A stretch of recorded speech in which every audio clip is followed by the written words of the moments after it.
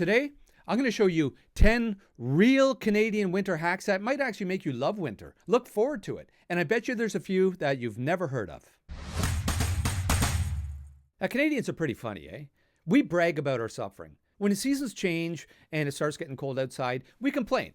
Fine, who doesn't? But then 3 months into a hard winter, we brag about how cold it is. It's like we're in competition with other cities and towns. Every Canadian becomes a meteorologist in wintertime. Yep, minus 42 today with the wind chill. We say it's like a high score in hockey, like we win. I'm going to give you some hacks today. And one of the hacks that I'm going to give you has riled up so much anger from within people in the comments section. The comment section, it never fails to bring out the best in people. Let's start off on a high note and get right into this. Number 1, the grocery bag boot hack.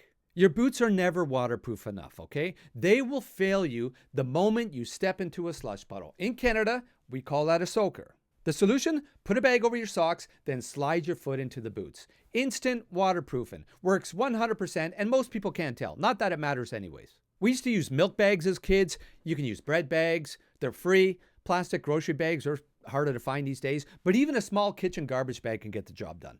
Number 2, this is a driving hack. Anybody who drives in the wintertime in the snow, or even when you're just warming up your car, you know how bad the ice and the snow can build up at the top of your windshield. It seems like there's nothing you can do. You're driving in a storm, it just builds up. You got the air on, the defrost on full blast. You can feel the air going over your head. One simple trick, put the sun visor down.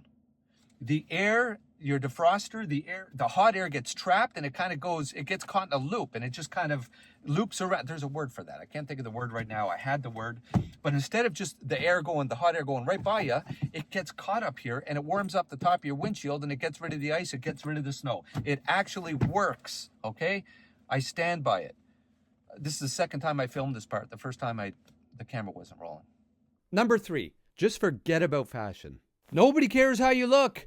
You just dress up, okay? Dress like you're preparing to climb Mount Everest, even if you're just walking to the mailbox. Never mind making sure your earmuffs match your mitts or your scarf matches your coat. Nobody cares about fashion in the middle of a cold snap, okay? Trust me, you do you. If you're wearing a nice black coat and nice black shoes or shiny boots, I'm sure you look great, but you're going to get salt stains. Protect your clothes, I'm not saying that, but don't do it because others might think you're messy.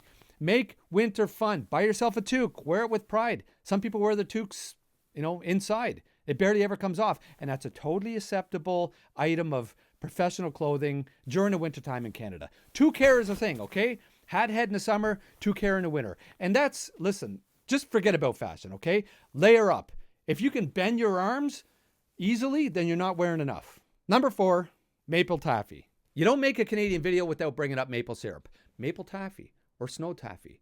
It's a real thing and it's beautiful. Basically, we take snow, pour on some boiling maple syrup, roll it on a stick, and eat it like it's the most normal thing in the world. It's a winter survival food group. It's a classic at every sugar shack in Quebec and now basically all over Canada during winter festivals. Kids and adults, they lose their minds over it. You pour the syrup in lines directly onto snow, clean, packed snow. The syrup, it instantly cools down and it turns into like a chewy, sticky taffy. Grab a popsicle stick or a spoon, anything you want, and roll it up and eat it like candy. You have to eat it before it freezes solid. I skip a bunch of steps and just put maple syrup on snow and mix it in with whatever I have. It does the trick. 2 other things that I enjoy maple syrup on is scallops and apple pie. That has nothing to do with this video or winter survival hacks, but you got to try it. And listen, if you have your own preferences for maple syrup, some hacks that you want to share, what you like it on, let us know in the comments. There's no such thing as a bad maple syrup combination. Number 5, salt is sometimes useless. When it's really cold outside, road salt stops working. Regular salt, it'll work down to about, minus 10, minus 15, it clocks out. By minus 20, which isn't actually uncommon at all, it's just there for decoration. It won't melt anything. And that's also why cities, they switch to all kinds of other things. Listen, once it starts hitting minus 30, minus 40, they don't even bother. They just dump sand and say, listen, best of luck. So when you hear Canadians say it's too cold for the salt to even work, we're not being dramatic.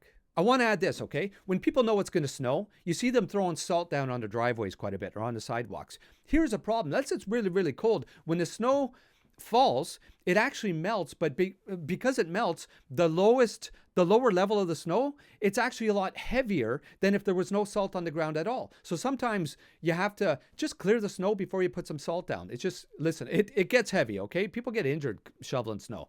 That should almost be another hack. But number 6, parking lots are a disaster. By March, every parking lot out there has a 12-foot high snow mountain. Kids get excited. They climb it like it's Everest. If you park too close and the snow collapses, you could lose your vehicle. 100% true story here. There was a gentleman who worked for a large organization. He worked for GM, okay? He reported his car is stolen. In the wintertime, the snow plows, you know how big they are, and they push all the snow to one side. They didn't see his car, his little white car, and they pushed it, and his car was not found until the spring when the snow started melting. That's how much snow there could possibly be, okay? All right, quick little bonus clip here that I have to add because it snowed. When you open your car doors or your truck doors after it snows, you got to do it slowly. You open your door fast, that snow gets sucked right in there like you wouldn't believe. You get a wet seat and wet clothes. It's a tradition. You do it once at the beginning of the season and you usually don't do it again. Number 7, driving sucks. You know, I used to make these driving awareness videos in full uniform as a police officer. Whenever it snowed or the roads were icy, I would let people know to, drive safe, leave extra room because it takes extra, space to stop. And then after a while, I started thinking to myself, listen, if you need to be told this, then do us all a favor. Just stay off the streets. You're just an unsafe driver. Do us a favor, stay home. But I need to say, of course, make sure you have an emergency kit, a shovel, blanket, booster cables, snacks, especially the snacks. And I'll also add this, just because I went on a bit of a rant there. If you're born and raised in Medicine Hat or Ottawa or Summerside, you should know all these things, eh? You shouldn't be caught off guard. You shouldn't be part of the crowd running to Canadian Tire on the first day it snows to buy a bag of ice and maybe a snow brush because you can't find yours. You're surprised by the snow. You should be ready. And if you do get caught like that, well, you better check your Canadian card. And also, again, with my law enforcement background, you got to clear all the snow off your vehicles. It's required by law, but it's also the right thing to do, okay? For yourself and others. I'm sorry. Number 8, the outdoor freezer hack. So basically from January to March, your back deck or your porch, it becomes extra freezer space. Milk, leftover lasagna, just toss it out there. It's possibly colder outside than it is in your own freezer. And nothing ever gets stolen. Even the raccoons are like, screw this. Number 9, be active. Winter can be depressing. For real.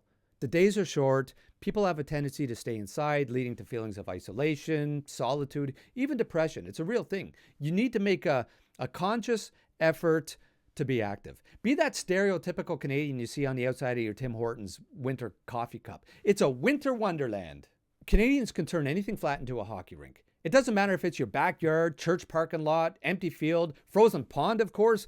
If it's flat and it's cold, we flood it. Line it with 2x4s, use the old kitchen chairs for goalposts. You can play hockey, you can go figure skating, or you can just have a nice time making memories with the family. Memories which last a lifetime for everybody. Shovel racing, don't forget that. Someone's uncle is going to clear it at 2 a.m. with the riding lawnmower. Sometimes you don't know who clears these things, but it gets done. We don't wait for the city to build rinks. We flood the nearest parking lot, and we call it the Scotiabank Arena. But the point is, you got to get out and enjoy it. Number 10, winter scarves. Now, this is actually very sad, okay? But it's very important, and I'm sorry to even bring it up. There's many different ways that you can wear a scarf. Some people, they wrap it around their neck a few times, and there's loops, and they pull it through. But be cognizant of the fact that depending on how you tie that scarf, there could be a little section that when you pull, the scarf tightens around your neck, okay? And just not too long ago, there was a little girl who was playing with her dog, and the dog was pulling on the scarf. It was a game to them, and sadly, she lost her life. And I'm sorry to bring this up in this video, but this is very, very important, and it's something that we all need to know. Listen, I would love to know if you learned anything at all in this video, or if anything shocked you. But listen, please share your own winter survival hacks as well. Something that makes winter more enjoyable to you. And drop your province or state in the comments as well. I would love to know who's suffering the hardest this year. And as always, thanks for watching. I really appreciate you taking the time. And listen, unless a polar vortex gets me first, I will see you in the next one. And until the next one, stay sharp, stay safe, stay Canadian.